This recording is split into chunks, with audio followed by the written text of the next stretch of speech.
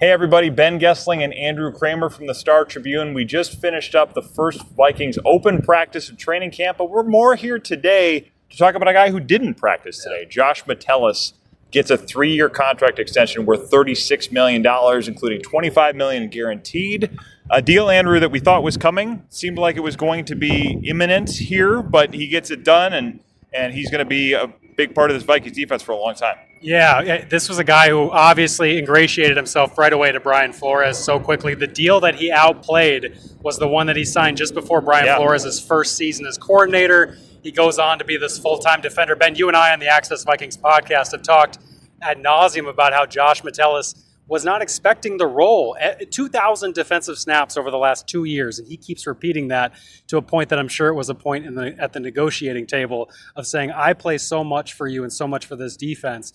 But why was it maybe a difficult negotiation, and then what were really the terms of the deal? What did he sign? Well, $36 million is kind of the sticker price, and we should wait to see exactly what that is. And $25 million guaranteed. There's going to be a signing bonus in there, probably I would think a year or two of base salary guarantees. That's generally how this goes. But it is a tricky deal because, as Kevin O'Connell said today, there was a game last year where he played 7 different positions. So do you talk about him as a safety? Do you talk about him as a linebacker? Does he have the same value for another team that he would here? I mean, he said he had no interest in going anywhere else. But as you're trying to establish the market for him, it certainly looked like he was kind of in the safety market. Seems like kind of in the upper echelon of that group, but it certainly seemed like they thought about him as a safety as they did the deal. But he will play a unique role once again for this group, and do so for quite a long time yet.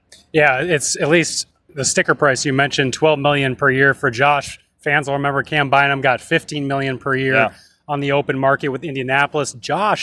Somebody asked him, Josh, did you even want to try and test free agency? And he said, no, I wanted to be here. And that deal kind of reflects him wanting to be here. It seems like a fairly team-friendly deal compared to what Cam Bynum got. And the role he's going to play here, Ben, could look very different than Brian Flores in year 3, because Josh has said when we had 6 safeties, we felt like we had to use all these safeties. And now if we got 10 D linemen, we'll try to find a way to use those guys. And so he might be playing a more quote-unquote traditional role, but Brian Flores said, I'm not very traditional. No, I think they'll still find ways to put him in a lot of different spots, and he may be playing a little bit more of a typical safety role, but we've seen him as a nickel. They need a big nickel package. They like to use 3 safeties a lot, as we've seen with him playing as much as he has. So whatever the role looks like, they made it clear they want him here. And like you say, he signs a deal that probably he would have beaten if he got to the open market, but didn't want to do that. He called this home.